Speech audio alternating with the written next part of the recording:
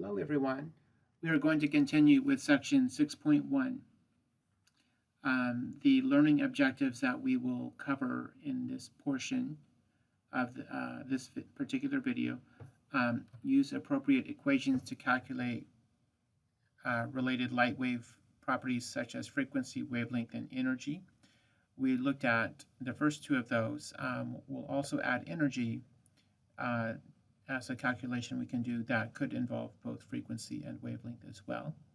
Distinguish between line and continuous emission spectra, and describe the particle nature of light. So a lot of this starts with a series of unexpected experimental results. And we'll just touch on these briefly. We won't get into as much detail in the description as your textbook does. The first one has the rather exciting title of Black Body Radiation and the Ultraviolet Catastrophe. So that sounds very exciting to me. But we're not going to get into too many of the details of how this works. Essentially, the idea here is that when you heat an object, it will emit electromagnetic radiation, and the kind of the spectrum over which it emits that radiation can be described by what we're showing here. So as you go to, and these are extremely high temperatures, just be aware of that, 2500 Kelvin.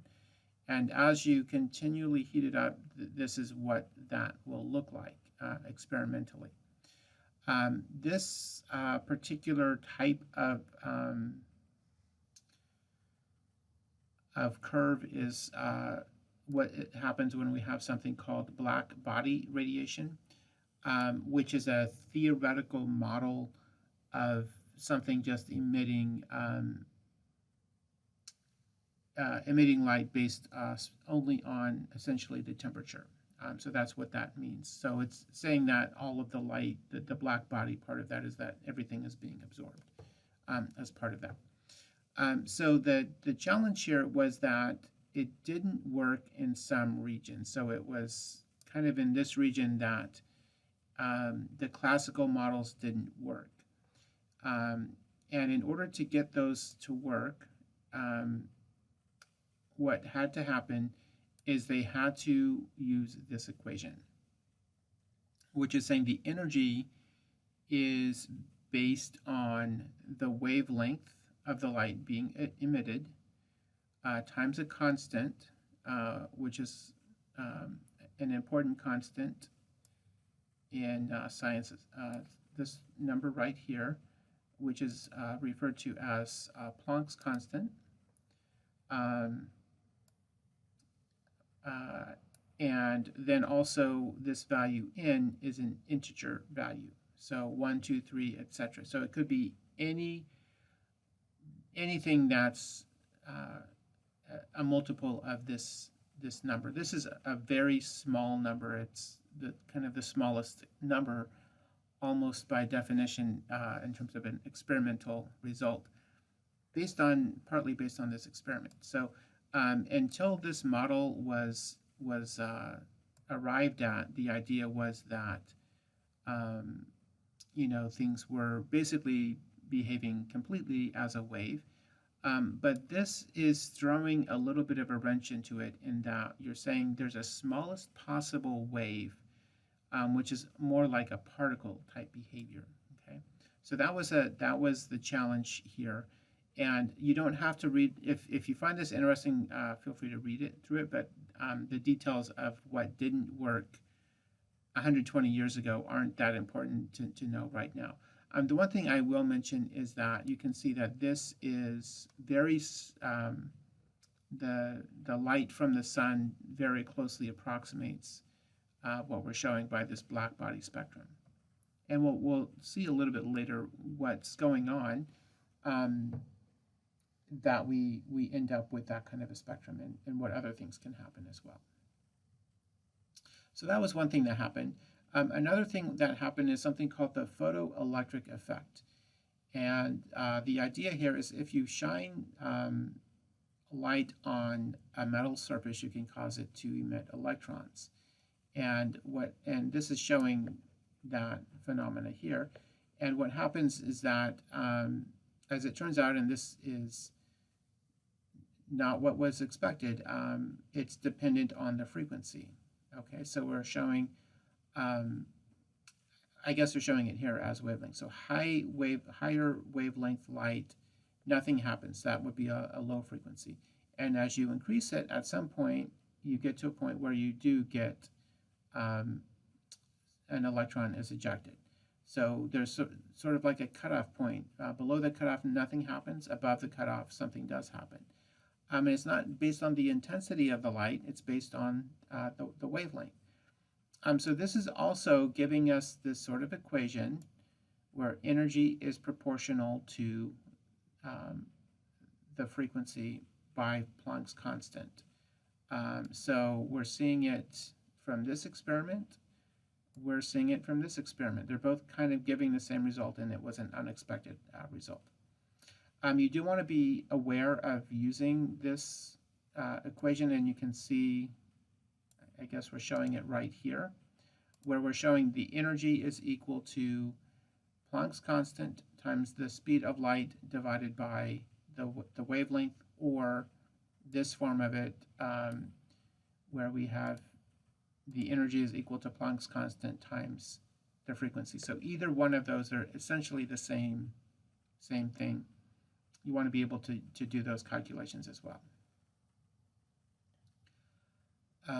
So some examples of using that, so you might want to take a look at that example, make sure you can understand it. Okay, so there's one additional thing we'll look at here related to this paradox, and that is the line spectra. So when we think about the black body radiation, so the energy coming from the sun, for example, we have this continuous spectrum of light. It turns out that it's possible to detect something else we call a line spectra. And in a line spectra, we don't have a continuous spectrum. We have a very narrow bands separated by bands of nothing. So a line spectra will look something like what we're showing here. So what we're showing for number one might be what you get from black body radiation. So the whole thing is being emitted over the whole range. And then here, we'll talk about what these mean related to that a bit later. But here what we see are a series of lines, and then between those lines there's nothing. Lines and then nothing in between. So this phenomena is called a line spectrum. And it turns out that we get this phenomena when we pass electrical current through an element in its gas phase. So fluorescent lights, neon signs are places where this occurs. So the electricity is passed through a tube, a glass tube that contains gas phase elements that excites the elements, and in that process you emit light. This is an example of a neon light, although it's actually not technically 100% a neon light, because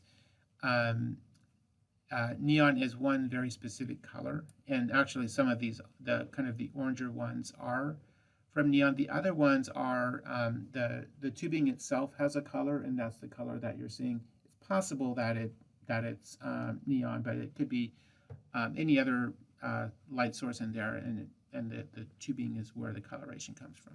So neon lights are a specific orange color. But this happens with elements. So you put energy into an element, and in the gas phase, and you get just these lines.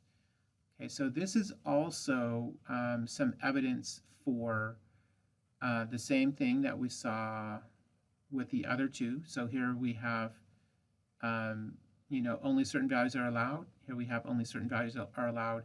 here we are seeing not just a mathematical calculation, but we can see with our own eyes that there are only certain values that are allowed. So to solve all of these paradoxes, 120 years ago, they had to essentially say, okay, we need a model where only certain values are allowed, and if they have that kind of a model, then it works out.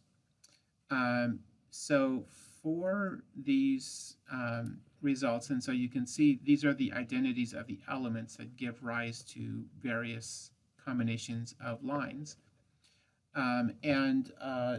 What you're looking at here, they have some odd units sometimes in spectroscopy, so don't worry too much about the units down here, but it is basically a measure of a wavelength.